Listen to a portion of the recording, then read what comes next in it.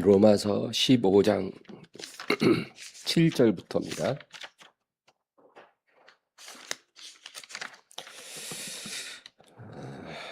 오늘은 본문이 길기 때문에 읽지 않고 바로 시작하겠습니다. 먼저 본문 7절을 다 같이 읽습니다. 그러므로 그리스도께서 우리를 받아 하나님께 영광을 돌리심과 같이 너희도 서로 받으라. 여기서 너희도 서로 받으라 이렇게 말하는데, 이 받으라는 것은 용납하라 이런 뜻이죠. 이 의미는 받아들여진 사람이 어떤 조건을 충족했기 때문에 받아졌다는 뜻이 아닙니다. 조건을 충족하지 못했음에도 불구하고 받아들이는 사람이 일방적으로 그것을 결정하는 것입니다. 하나님이 우리를 받아 주실만 해서 우리가 하나님께 받아들여진 건 아니지 않습니까? 그죠?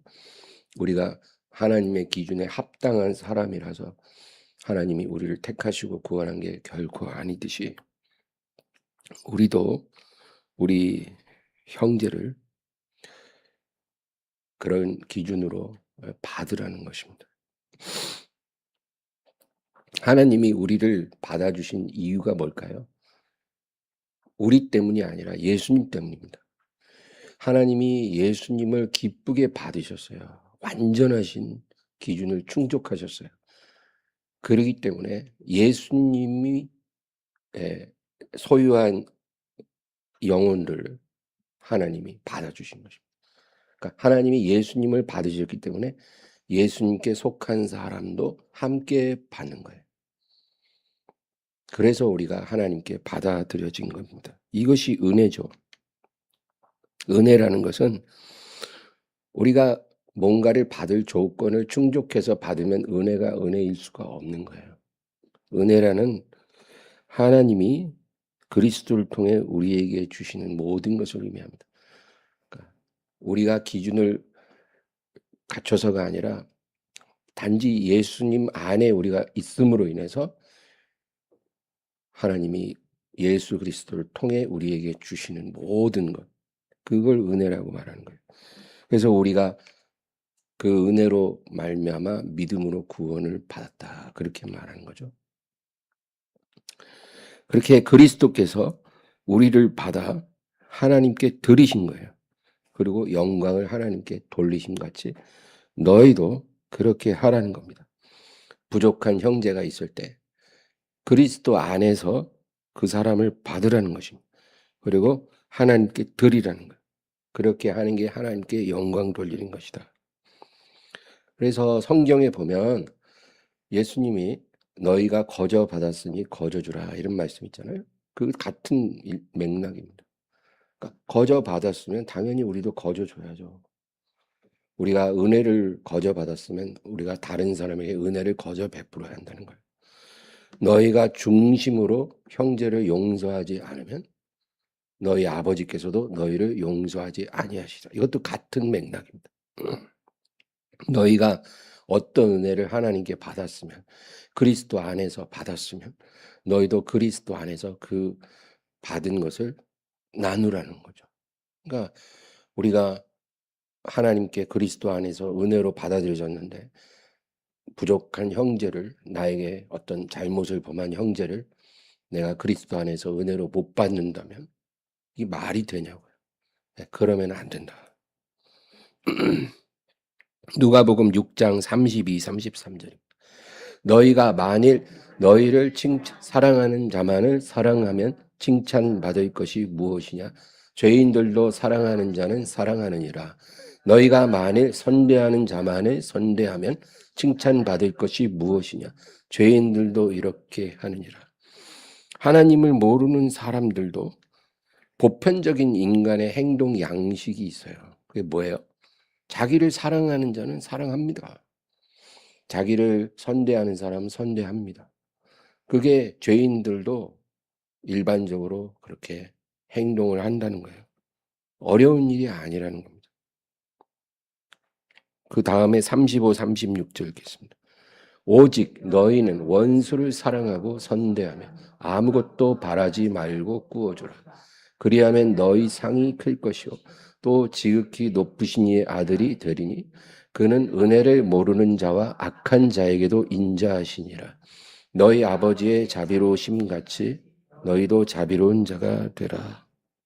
그러니까 너희는 세상 사람들과 달라져야 된다는 거예요. 어떻게 해요? 원수를 사랑하고 선대하는 것. 그러니까 너희를 미워하는 자들, 너희에게 해를 끼치는 사람일지라도 사랑으로, 선대함으로 대해주라는 거죠. 아무것도 바라지 말고 꾸어주라. 그렇게 하면 상이 클 것이고 하나님의 아들이 되리라. 그리고 그는 은혜를 모르는 자와 악한 자에게도 인자하시니라. 하나님은요, 보편적인 그 은총을 자기 피조물들에게 내려주십니다. 그렇잖아요. 여러분, 만약에 하나님이 일순간에 공기를 싹 걷어가시면 지구상에 있는 82억이요. 5분 안에 다 죽어요. 진짜 우리의 생명은 아무것도 아닌 거예요. 산소를 싹 제거하시면 5분 안에 다 멸절됩니다. 근데 하나님이 그렇게 안 하시죠. 그렇다고 우리가 하나님의 은혜를 받을 만하냐? 그렇지도 않아요. 얼마나 죄악이 난무하고 하나님을 멸시합니까? 그럼에도 불구하고 그 길고 긴 일생 동안 하나님이 한 번도 산소를 거두지도 않고 해를 거두지도 않고 보편적인 은혜를 다 선인과 악인에게 똑같이 내려주시잖아요. 그리고 회개하기를 일평생 기다리는 거예요. 일평생 돌아오기를 기다리고 계십니다.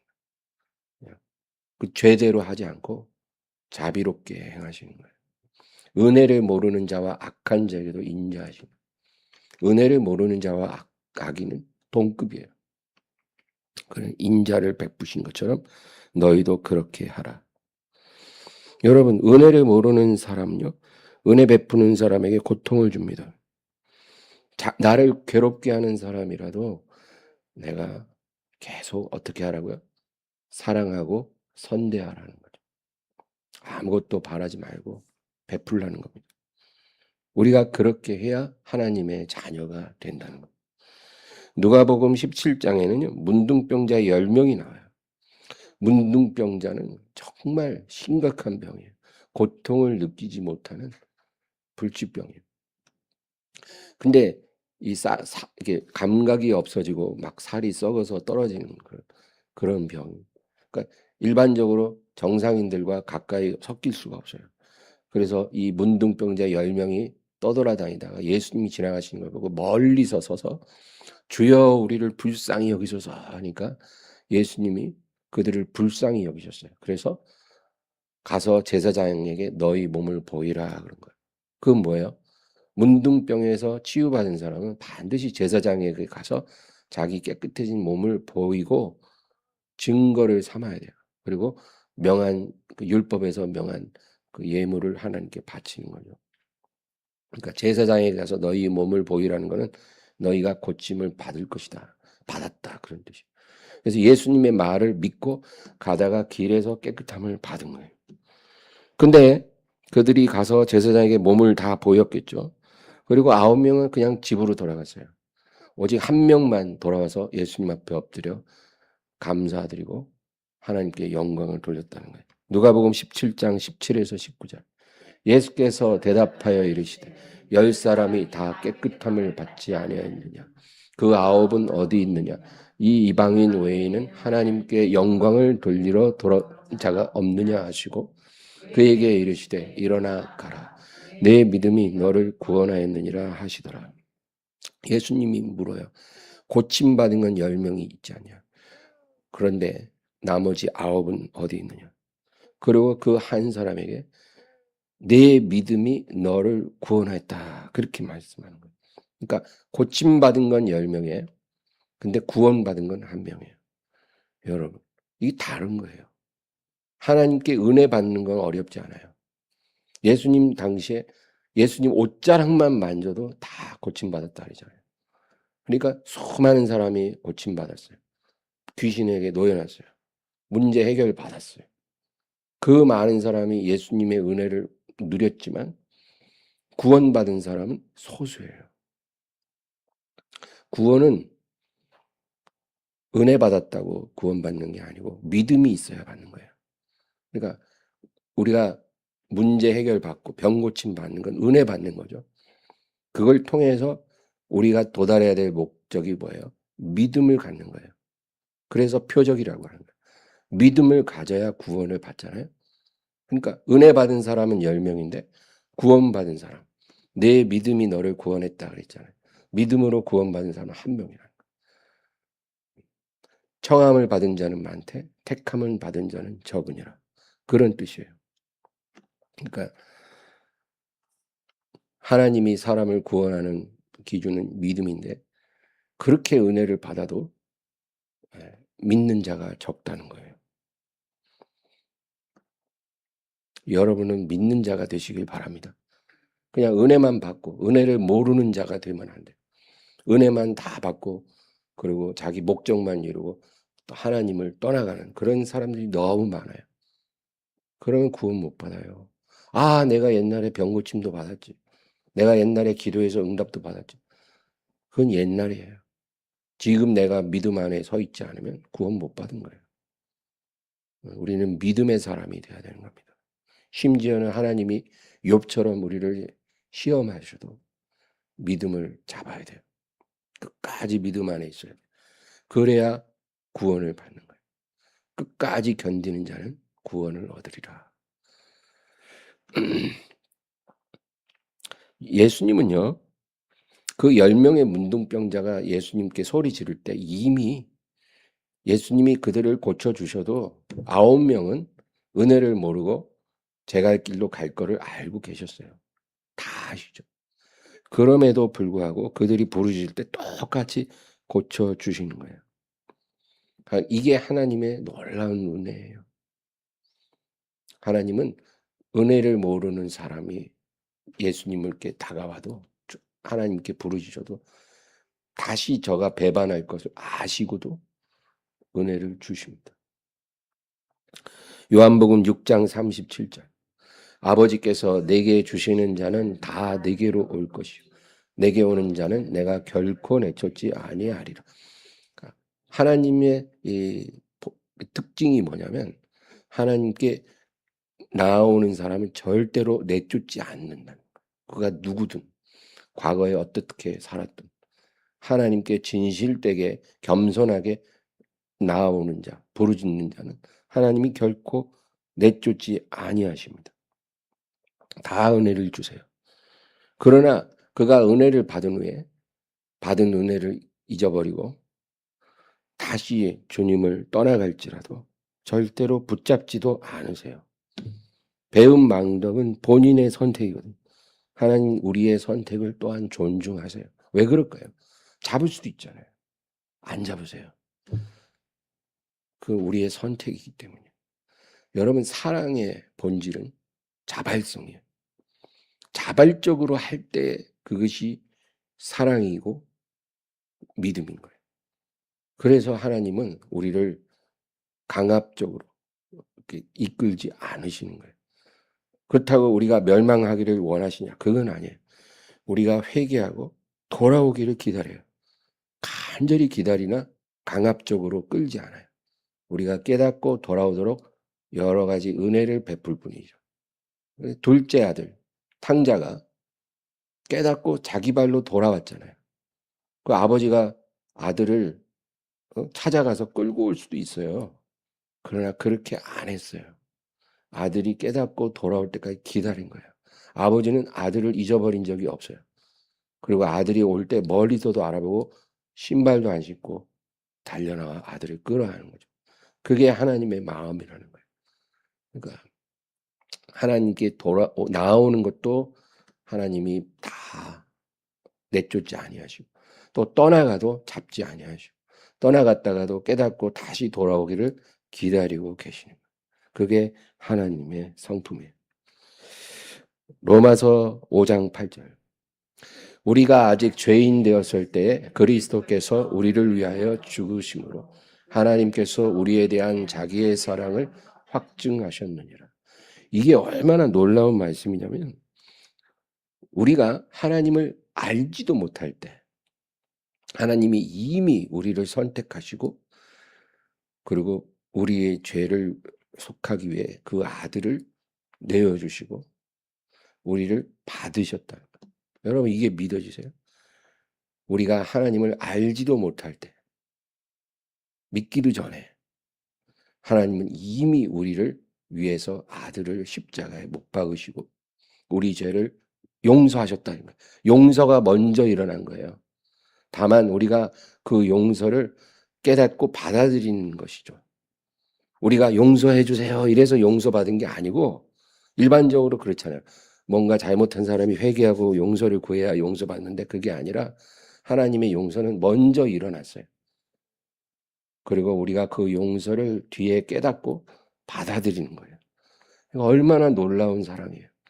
우리가 하나님을 알지도 못할 때, 아직 죄인 되었을 때 그리스도께서 우리를 위해 죽으심으로 이미 우리를 용서하고 우리를 받으신 거예요. 이미. 하나님이 우리에 대한 자기의 사랑을 확증하셨어요. 그러니까 우리가 이해할 수 있는 사랑이 아닌 거예요. 하늘보다 높고 바다보다 깊은 사랑이에요. 우리 평생의 소원은 이 사랑을 깨달아가는 거예요. 그래도 아마 못할 거예요. 네. 그래서 하나님이 이렇게 십자가에서 우리를 받아주신 것이 먼저 일어나고 그리고 우리가 주님을 믿고 구원을 받아들인 거죠. 받은 게 아니라 이미 일어난 구원을 받아들인 거예요. 근데 그렇게 은혜를 받았음에도 또 다시 주님을 배반하고 세상으로 많은 사람이 떠나갔어요. 그러니까 하나님 마음이 얼마나 슬프시겠어요. 하나님이 우리를 사랑하신 거에 비해서 우리가 하는 거는 너무 터무니없이 배은망덕해요. 이제 본문으로 가서 8절입니다. 내가 말하노니 그리스도께서 하나님의 진실하심을 위하여 할례 추종자가 되셨으니 이는 조상들에게 주신 약속들을 견고하게 하시고 이제 바울 사도가 말하는 게 뭐냐면은 하나님이 오래전에 아브라함에게 약속하셨잖아요. 그리고 이삭에게 야곱에게 계속 그 약속을 이어가셨어요. 그게 뭐냐? 창세기 26장 4절에 있어요. 너의 후손으로 말미암아 천하 만민이 복을 받으리라. 그 약속이에요. 그 하나님이 아브라함에게 주신 그 약속. 너의 후손으로 말미암아 천하 만민이 복을 받으리라. 그게 누구를 말한 거예요? 예수 그리스도를 말하는 거예요. 그러니까 예수님은 아브라함의 후손이에요. 유대인으로 오신 거예요. 하나님의 약속을 이루기 위해서. 그래서 그 약속을 하나님의 약속이 진실하심을 확증하기 위해 할례의 추종자가 되신 거예요. 왜? 할례는 유대인 남자 아기가 8일 만에 받는 거잖아요. 예수님이 그걸 받으신 거는 예수님이 유대인으로 오셨다는 거예요. 아브라함의 후손으로 오셨다는 것을 증거하기 위함이에요. 이는 조상들에게 주신 약속들을 견고하게 하시고 확실하게 입증하기 위해서 그렇게 했다. 그런 얘기죠. 9절에서 12절. 이방인들도 그 긍휼하심으로 말미암아 하나님께 영광을 돌리게 하려 하심이라. 기록된 바 그러므로 내가 열방 중에서 주께 감사하고 주의 이름을 찬송하리로다 함과 같으니라. 또 이르되 열방들아 주의 백성과 함께 즐거워하라 하였으며 또 모든 열방들아 주를 찬양하며 모든 백성들아 그를 찬송하라 하였으며 또 이사야가 이르되 이새의 뿌리 곧 열방을 다스리기 위하여 일어나시는 이가 있으리니 열방이 그에게 소망을 두리라 하였느니라. 그러니까 예수님은 유대인을 구원하시는 구원자일 뿐만 아니라 유대인만을 위한 분이 아니라 이방인, 여기서 열방이라고 그러죠. 열방이라는 말은 모든 나라, 모든 민족, all nations 그런 뜻이에요. 그러니까 이방인들을 구원하기 위해서 오신 분이기도 하다는 거예요. 그래서 열방이 그에게 소망을 두리라. 이건 이사야의 예언이죠. 이 예언은 아직 성취되지 않았어요. 땅 끝까지 복음이 많이 전해졌으나 지금 복음이 전해진 곳에서 그 복음을 받아들이고 구원받은 사람은 아주 소수예요.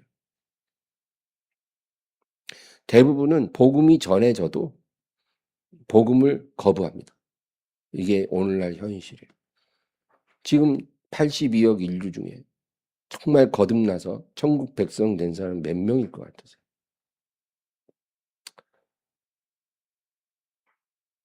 어떤 사람이 정말 잠시 교통사고인지 뭘로 죽었다가 이제 하늘에 올라갔어요. 그래서 거기서 이제 뭔가를 봤어요. 네, 그 사람이 말하는 게 뭐냐면 저는 그 사람은 그 거짓말하는 사람은 아니라고 보거든요. 그 이름이 기억이 안 나는데 하워드 모식인데 근데 이 사람이 뭐라 하냐면 천국에 들어가는 문이 굉장히 밝고 또 좁더래요. 근데 이제 사람들이 이렇게 걸어 들어가는데 많지 않더래요. 근데 그, 그 천사가 뭐라 그러냐면 어, 그 하루에 1시간인지 하루인지 그 죽는 인류 가운데 죽는 사람이 2,000명이래. 2,000명. 2,000명이 죽을 때 이 천국에 들어오는 사람은 50명이래.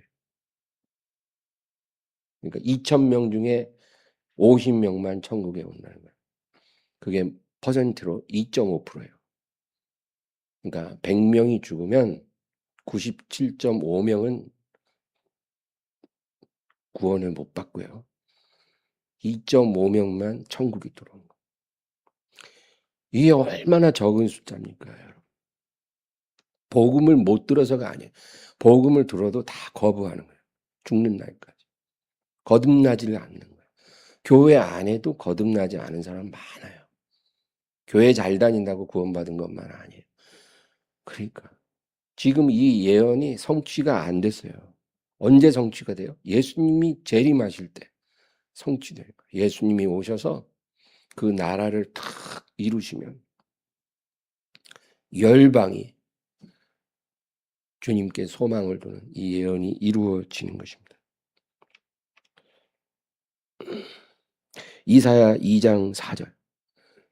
그가 열방 사이에 판단하시며 많은 백성을 판결하시리니 무리가 그들의 칼을 쳐서 보습을 만들고 그들의 창을 쳐서 낫을 만들 것이며 이 나라와 저 나라가 다시는 칼을 들고 서로 치지 아니하며 다시는 전쟁을 연습하지 아니하리라.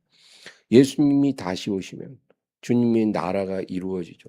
주님이 예루살렘에서 보좌에 앉아 다스리고 우리도 예수님과 함께 다스리게 될 겁니다. 그때 열방 사이에 판단하십니다. 모든 나라, 모든 민족 사이. 지금 도처에서 막 분쟁이 일어나고 전쟁이 일어나잖아요. 근데 아무도 그것을 판결하지 못해요. 그냥 뒤죽박죽이에요. 주님이 오실 때 모든 것이 정리된다는 거예요. 전쟁은 끝납니다. 칼을 쳐서 보습을 만들고 창을 쳐서 낫을 만들고 다시는 전쟁을 연습하지 않아요. 군대가 없어지는 거예요. 천사들의 군대가 있기 때문에 지상의 군대는 다 소멸돼요. 전쟁이 종식되고 기근이 없어지고 질병도 사라지고 천재지변도 없어요. 사랑과 정의만 그 나라의 통치 기준이 되는 거예요. 억울함도 없고 분노도 없고 불공평도 없고 통곡하고 애통하는 일도 없어요. 부당한 세금도 없을 것이고 범죄도 없을 것이고 부패한 관료, 사악한 정치인, 거짓 종교도 다 사라질 것입니다. 이사야 11장 9절. 내 거룩한 산 모든 곳에서 해됨도 없고 상함도 없을 것이니 이는 물이 바다를 덮음같이 여호와를 아는 지식이 세상에 충만할 것입니다. 이제 하나님을 알라고 말할 필요가 없어요. 큰 자로부터 작은 자까지 다 하나님을 온전히 알게 되는 거예요.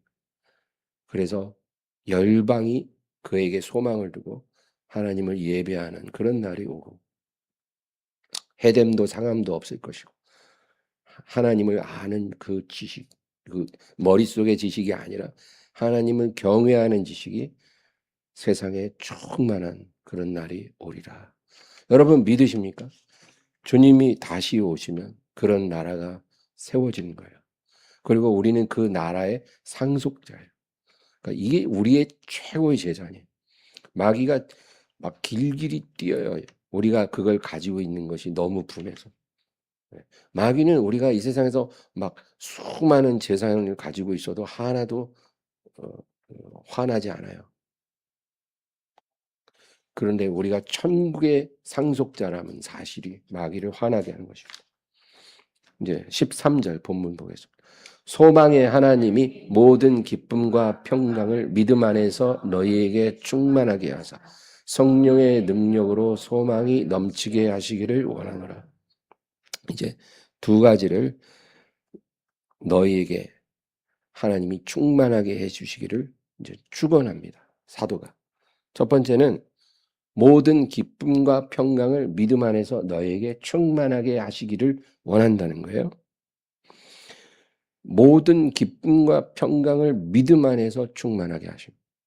여러분, 이게 무슨 뜻이냐면 하나님의 자녀는 눈에 보이는 어떤 성취, 결과를 가지고 그것으로 기쁨과 평강을 누리는 사람이 아니라는 거예요.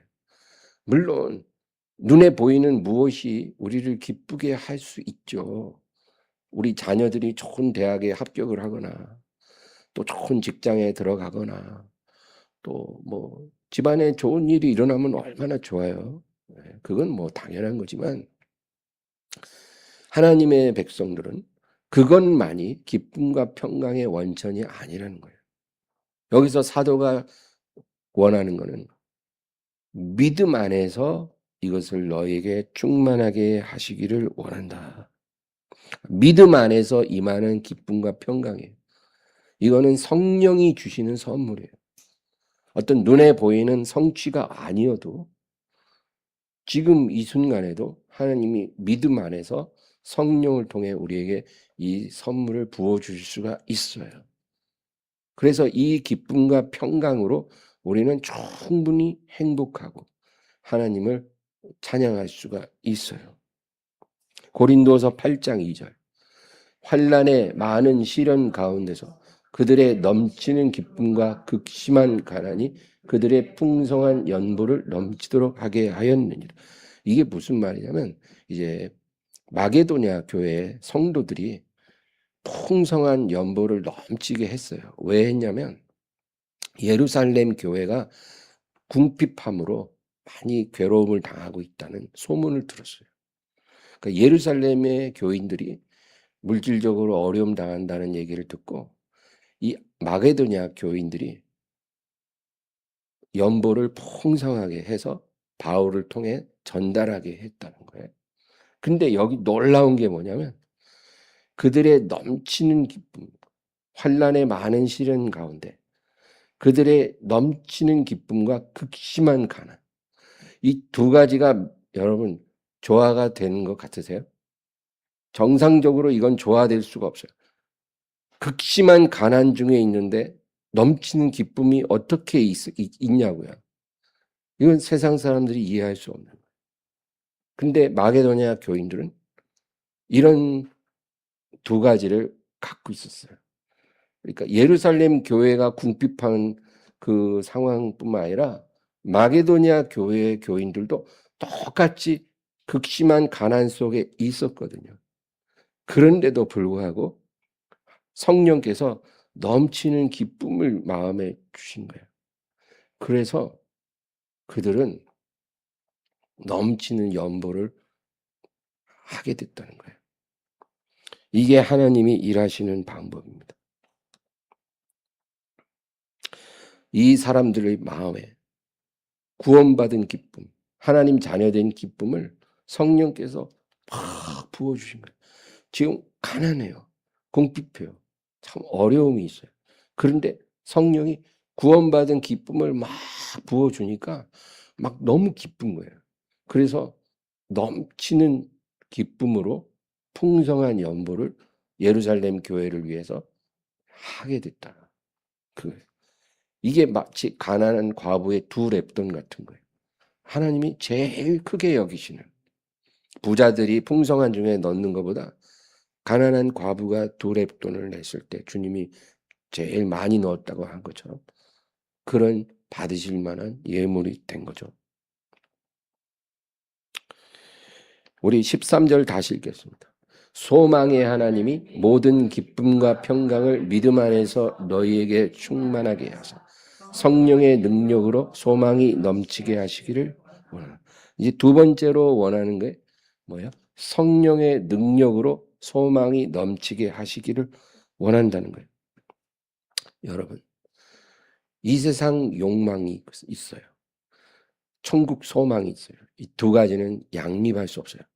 이 세상 욕망을 가진 사람이 천국 소망으로 충만한 건 불가능해요. 동시에 갖는 거는 불가능한 거예요. 그 시도도 하지 마세요. 불가능해요.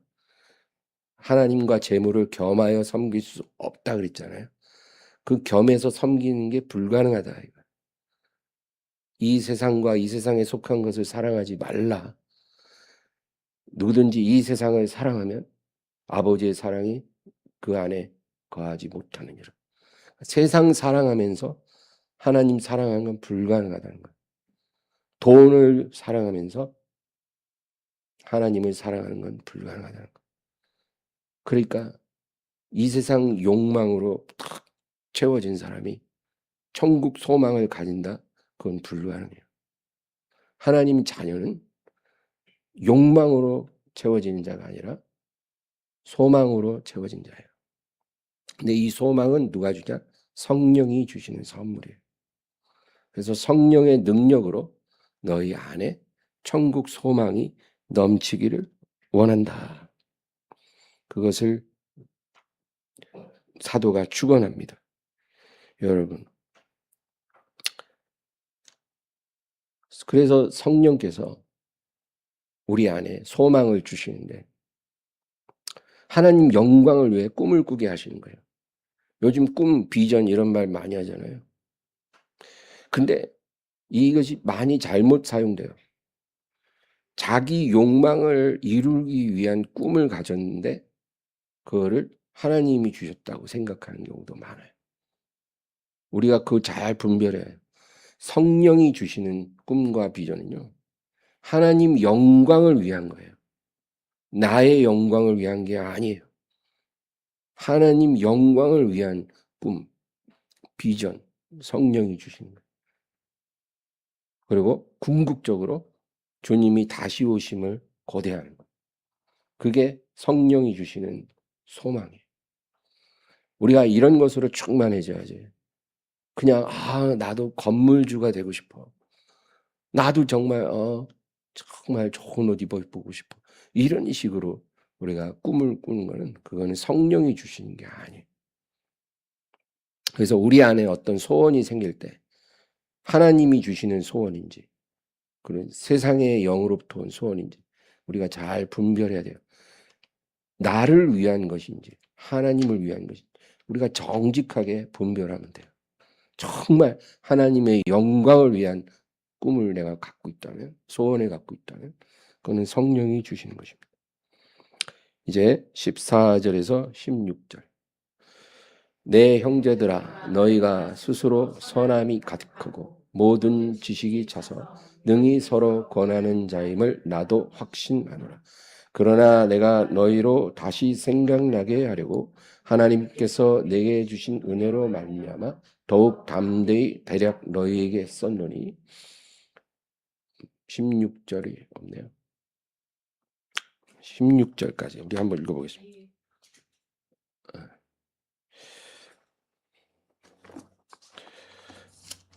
시작. 이 은혜는 곧 나로 이방인을 위하여 그리스도 예수의 일꾼이 되어 하나님의 복음의 제사장 직분을 하게 하여서 이방인을 제물로 드리는 것이 성령 안에서 거룩하게 되어 받으실 만하게 하려 하심이라. 그러니까 지금 바울은 무슨 얘기를 하냐면 16절이 사실 제일 중요한데요. 하나님이 자기를 이방인을 위한 그리스도의 일꾼을 삼으사 하나님의 복음의 제사장 직분을 감당하게 하셨다. 그렇게 말하고 있는 거예요. 하나님의 복음의 제사장 직분을 나로 감당하게 하사 이방인을 하나님께 제물로 드리게 하셨다는 거예요. 예. 여러분, 제사장직이라는 건 구약 시대까지 있었던 거예요. 백성을 위해 제물을 하나님께 드렸어요. 그러나 이제 그 제사장직은 이제 폐해졌죠. 왜? 영원한 대제사장인 예수님으로 충분하다는 거죠. 그런데 바울이 말하는 건 뭐냐면 그리스도 안에서 우리가 다 복음의 제사장이라는 거예요. 자기도 그렇고 믿는 모든 자들이. 복음의 제사장은 뭐하냐? 죄인을 그 영혼을 하나님께 제물로 드리는 제사장. 인신 제사를 드린다는 뜻이 아니고 성령 안에서 여기 16절 보면 이 은혜는 곧 나로 이방인을 위하여 그리스도 예수의 일꾼이 되어 하나님의 복음의 제사장 직분을 하게 하사 이방인을 제물로 드리는 것이 성령 안에서 거룩하게 되어 받으실 만하게 하려 함입니다. 그러니까 이방인을 하나님께 제물로 드림으로 그것이 성령 안에서 거룩하게 되어 하나님이 받으실 만한 것이 되게 하는 것. 그게 바울의 제사장 직분이라는 거예요. 우리도 이 직분을 갖고 있어요. 베드로전서 2장 5절입니다. 너희도 산돌같이 신령한 집으로 세워지고 예수 그리스도로 말미암아 하나님이 기쁘게 받으실 신령한 제사를 드릴 거룩한 제사장이 될지니. 우리 모두에게 주시는 말씀입니다. 예수 그리스도로 말미암아 그리스도 안에서 하나님이 기쁘게 받으실 신령한 제사. 이 신령한 제사의 제물은 뭐예요? 죄인의 영혼이에요. 구원받은 영혼. 그 영혼을 하나님께 드리는 신령한 제사를 드리는 거룩한 제사장이 되었다는 거예요. 우리 모두가. 그래서 우리 각자의 삶에 하나님이 우리를 거룩한 복음의 제사장으로 세우셨어요. 우리가 드릴 제물은 영혼이에요. 죄인의 영혼. 그 한 영혼을 우리가 하나님께 하나님이 기쁘게 성령 안에서 받으실 수 있는 제물로 올려드리는 거예요. 그러면 우리가 드린 이 영혼을 예수님이 받으시고 아버지께 올려드려요. 예수님을 통해 아버지께 올려드리는 거예요. 우리가 이 세상에 살면서 우리가 여러 직업으로 살죠. 그건 세상의 직업일 뿐이에요. 우리가 어떤 직업으로 살든 우리의 본질적인 이 직업은 복음의 제사장이에요. 그래서 우리 주변에 대부분이 구원 못 받은 사람이에요. 여러분 아세요? 우리 가족부터 시작해서 우리 친구들, 우리 직장 동료들, 우리 주변에 있는 대부분이 다 구원 못 받은 사람들. 그들의 영혼을 하나님이 받으실 수 있는 성령 안에서 받으실 수 있는 기쁘게 받아주실 수 있는 제물로 올려드리는 게 우리의 사명. 누가복음 15장 7절. 내가 너희에게 이르노니 이와 같이 죄인 한 사람이 회개하면 하늘에서는 회개할 것 없는 의인 99으로 말미암아 기뻐하는 것보다 더하리. 이게 무슨 말이냐? 하나님이 받으시는 제물 중에 최고의 기뻐 받으시는 제물이 죄인의 영혼이에요. 회개한 죄인의 영혼, 거듭난 영혼. 이 영혼을 받으실 때 하나님은 회개할 것 없는 의인 99보다 더 기뻐 받으시. 그러니까 우리가 이 제사장 직분을 소홀히 하면 안 되죠.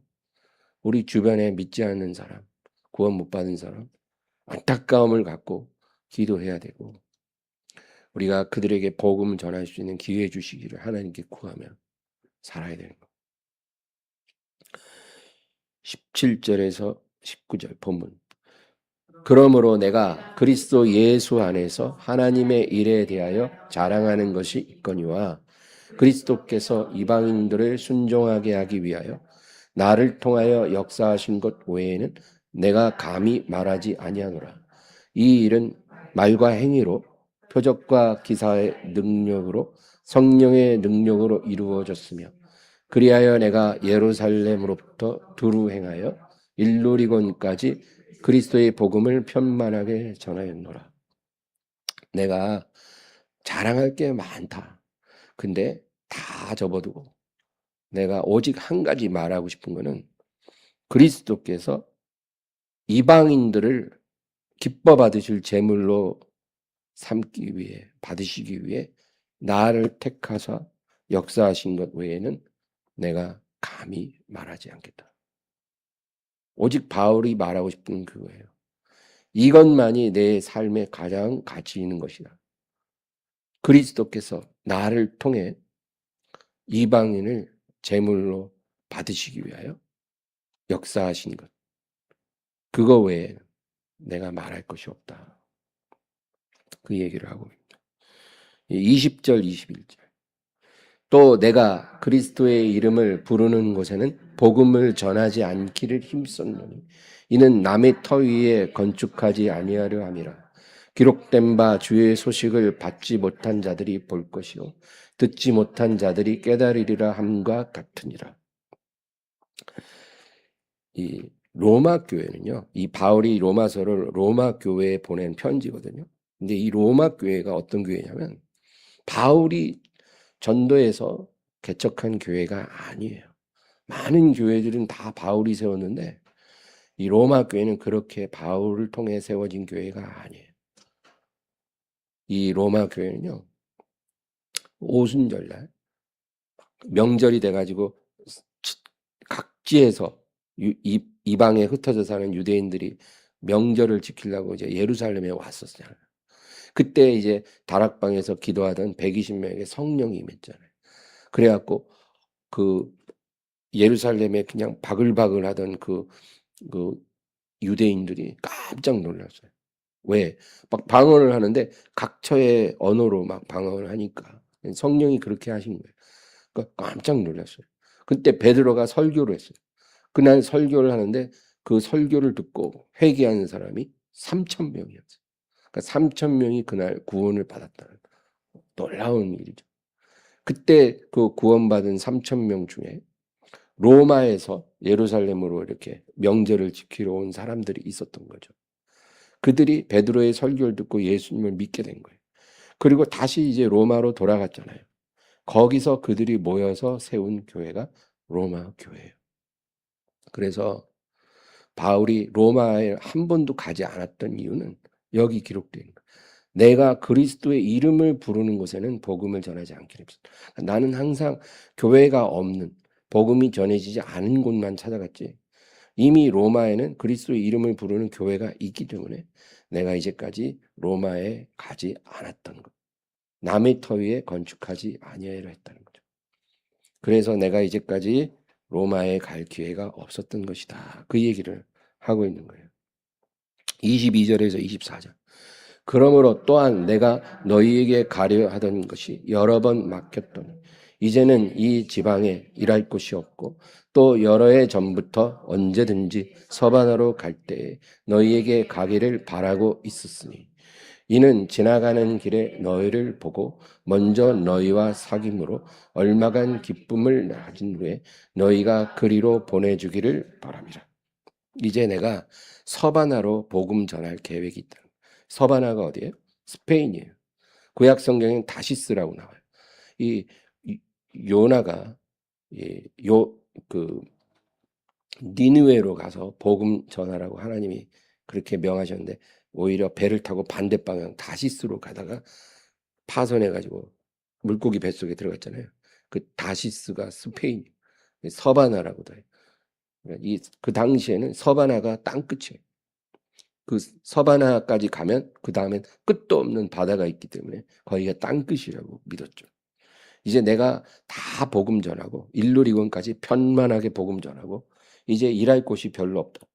그래서 이제 마지막으로 서바나까지 가서 복음 전하려고 하는데 서바나 가는 길에 로마가 있으니까 내가 가는 길에 거기서 너희를 만나보고 너희와 기쁨을 나누고 교제의 기쁨을 나누고 너희가 나를 후원해주면 너희가 이렇게 물질적으로 지원도 해주면 내가 그것 가지고 서바나에 가서 이제 복음을 전하기를 원한다. 그런 뜻이에요.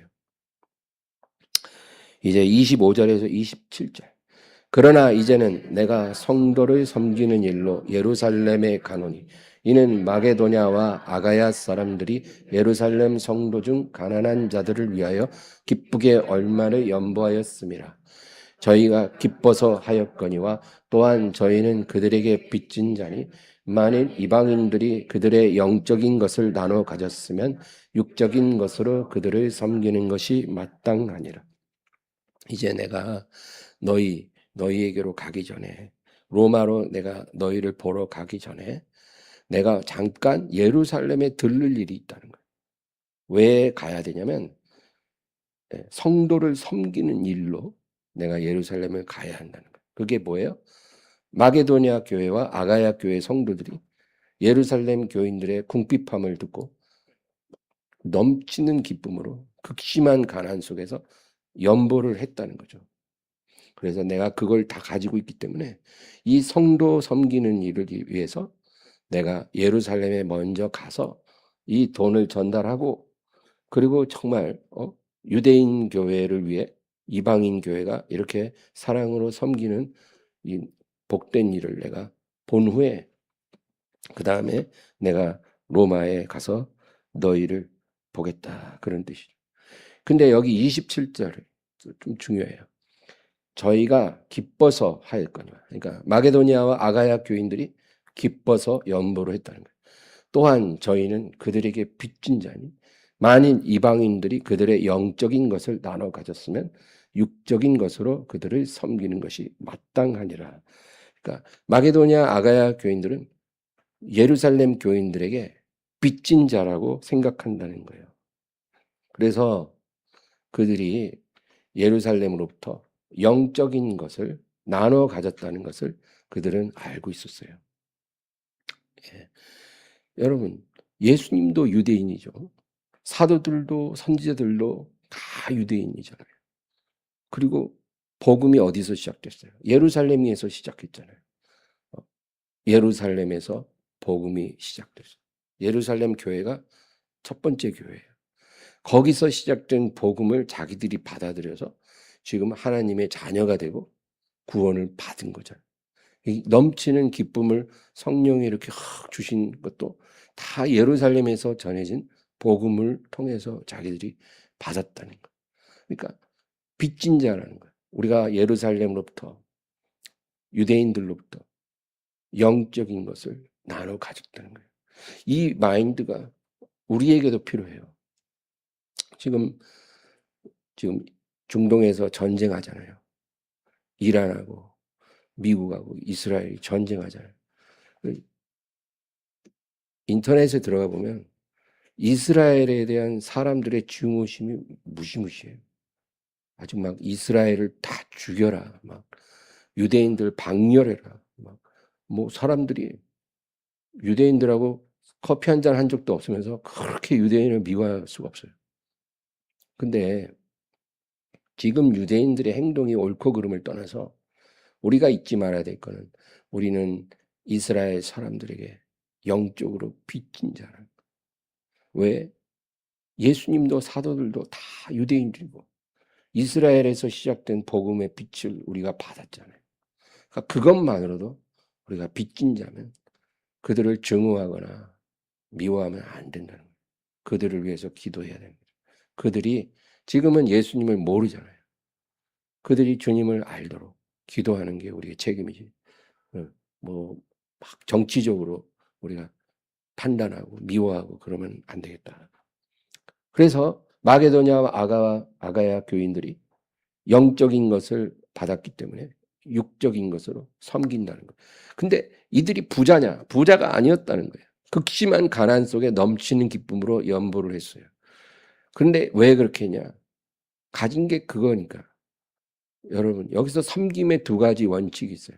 섬김의 첫 번째 원칙은 기쁨으로 자원해야 되는 거예요. 그게 아니면 섬김이 아니에요. 그래서 교회는 무슨 일을 하든지 의무적으로 하면 안 돼요. 로테이션에서 하는 거 그렇게 좋은 방법은 아니에요.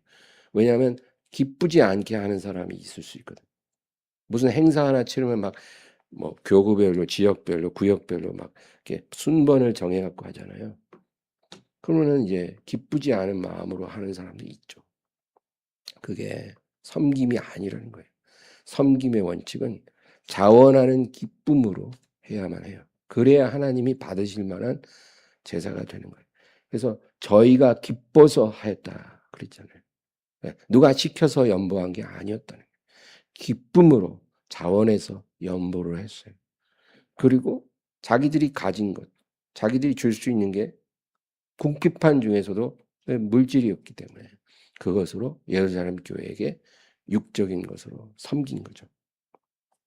우리가 섬길 때 기쁨으로 해야 되고 내가 가진 것으로 하는 거예요. 나한테 없는 것으로 섬기는 건 섬김이 아니에요. 하나님이 기뻐하지도 않아요. 어떤 교회에서는 건축 헌금하라고 대출까지 받으라는 교회도 있다 그러죠. 그 말이 안 되죠. 없는 거를 드릴 때 하나님이 왜 기뻐하시겠냐고. 그건 있을 수가 없네. 있는 것 가지고 즐겁게 믿음 안에서 믿음의 분량대로 하면 되는 거예요. 남과 비교할 것도 없고 내 믿음 분량만큼 기쁘게 하는 게 하나님이 받으신다. 이제 마지막으로 28절에서 33절. 그러므로 내가 이 일을 마치고 이 열매를 그들에게 확증한 후에 너희에게 들렀다가 서바나로 가리라. 내가 너희에게 나아갈 때 그리스도의 충만한 복을 가지고 갈 줄을 아노라. 형제들아, 내가 우리 주 예수 그리스도 성령의 사랑으로 말미암아 너희를 권하노니 너희 기도에 나와 힘을 같이하여 나를 위하여 하나님께 빌어 나로 유대에서 순종하지 아니하는 자들로부터 건짐을 받게 하고 또 예루살렘에 대하여 내가 섬기는 일을 성도들이 받을 만하게 하고 나로 하나님의 뜻을 따라 기쁨으로 너희에게 나아가 너희와 함께 편히 쉬게 하라. 평강의 하나님께서 너희 모든 사람과 함께 계실지어다. 아멘. 이제 바울이 자기 계획을 쭉 얘기해요. 내가 이제 성도 섬기는 일로 연보를 가지고 예루살렘에 갔다가 이제 너희에게로 가리라. 그리고 너희의 보내심을 받아 내가 서바나까지 가서 복음을 전하리라. 이것이 이루어졌어요. 바울이 생각한 방식이 아니라 하나님의 방식대로. 그래서 어떻게 됐냐면 바울이 예루살렘에 갔잖아요. 가서 거기서 대적들에게 잡혀요. 이미 하나님은 여러 성에서 바울이 그런 일을 당할 것을 예언하셨어요. 알고 간 거예요. 가서 이제 할 거 다 하고 성전에 가서 기도하다가 잡혀요. 그런데 이제 바울을 죽이기 전에는 먹지도 마시지도 않겠다는 사람들이 많았어요. 그러니까 이제 바울은 완전히 빠져나올 수 없는 상황이 됐어요.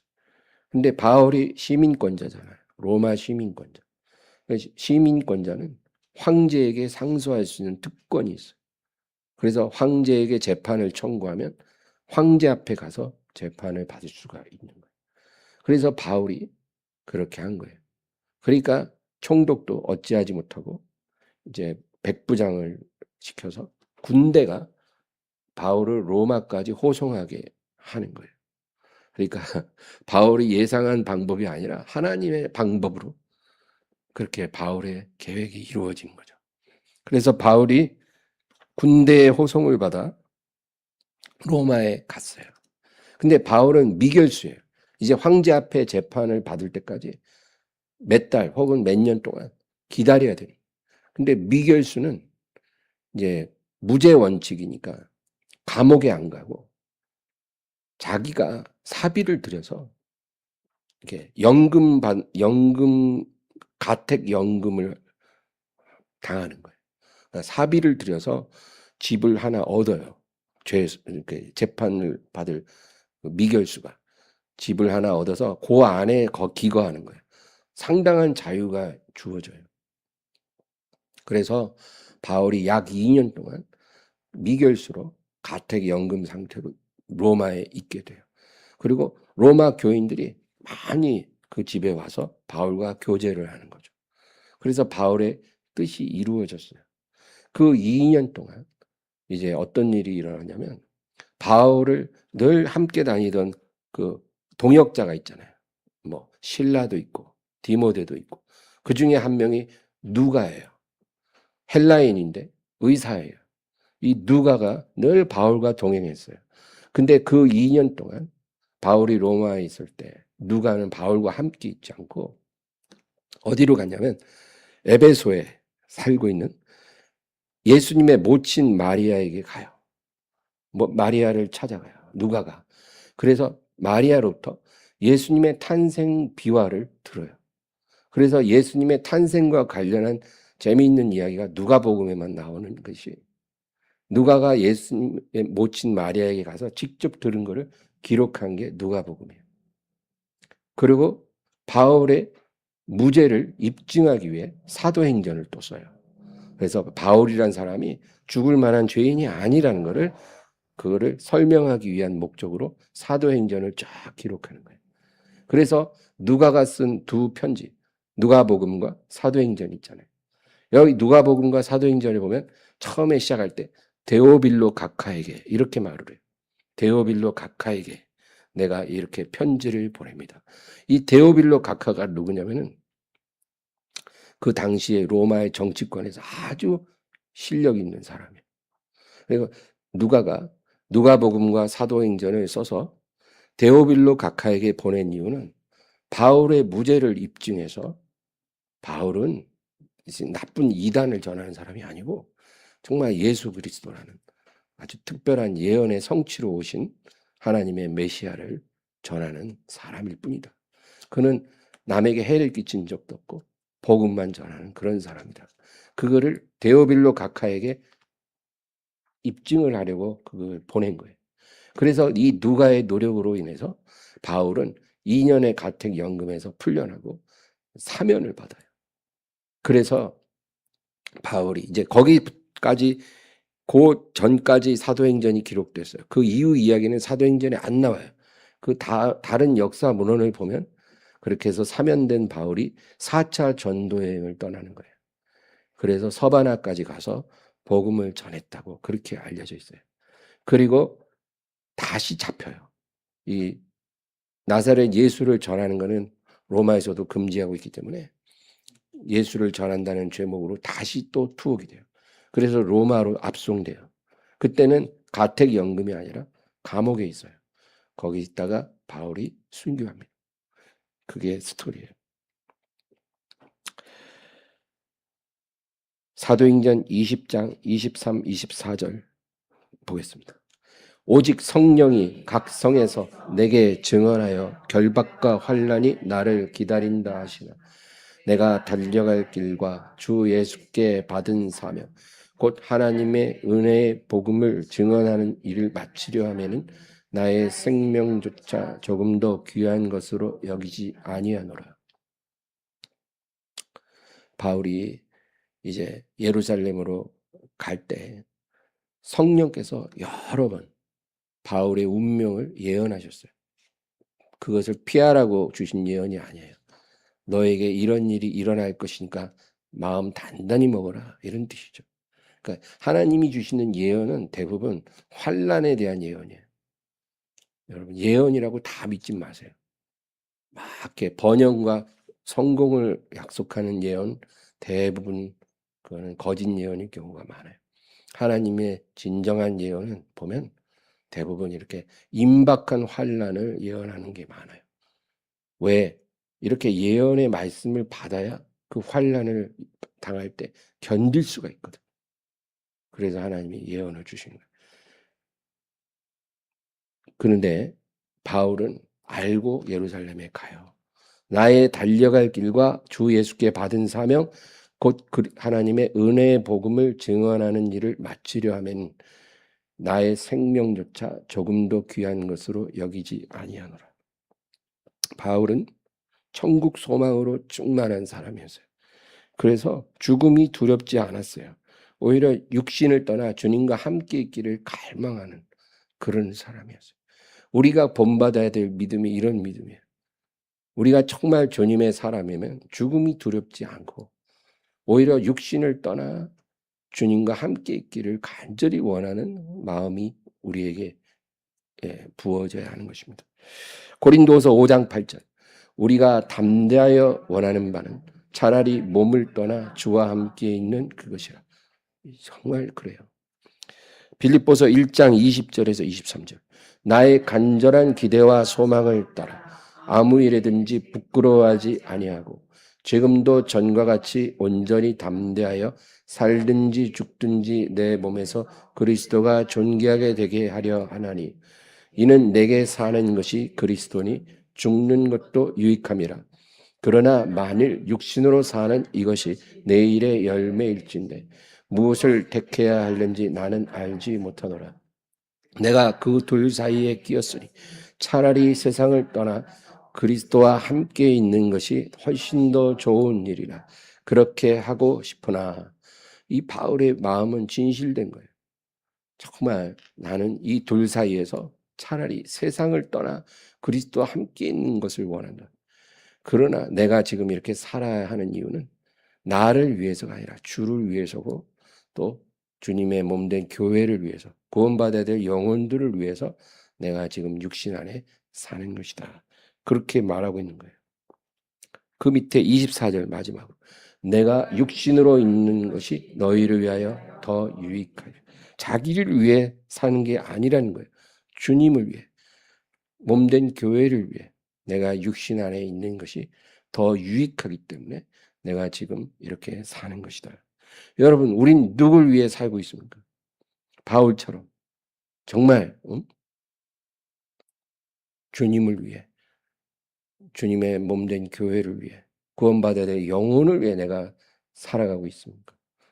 아니면 그냥 나를 위해 내 꿈을 이루고 내 소원을 이루고 내 행복을 이루기 위해 사는 것입니다. 우리는 이제 누굴 위해 사느냐는 그런 질문에 정확한 답을 가져야 될 때가 됐어요. 바울처럼 살면 주를 위해 살고 죽으면 주와 함께 있으리라. 그런 마음이 돼. 내가 지금 숨쉬고 사는 목적은 주님을 위한 거야. 다른 목적 없습니다. 그리고 내가 오늘이라도 죽으면 주님과 함께 있을 거니까 너무 좋아. 우리 이런 마음으로 살아야 한다는 거예요. 살아도 행복하고 죽어도 행복한 사람이. 로마서 14장 7, 8절 읽고 마치겠습니다. 우리 중에 누구든지 자기를 위하여 사는 자가 없고 자기를 위하여 죽는 자도 없도다. 우리가 살아도 주를 위하여 살고 죽어도 주를 위하여 죽나니 그러므로 사나 죽으나 우리가 주의 것이로다. 하나님의 사람은 자기를 위해 살지 않고요. 자기를 위해 죽지도 않아요.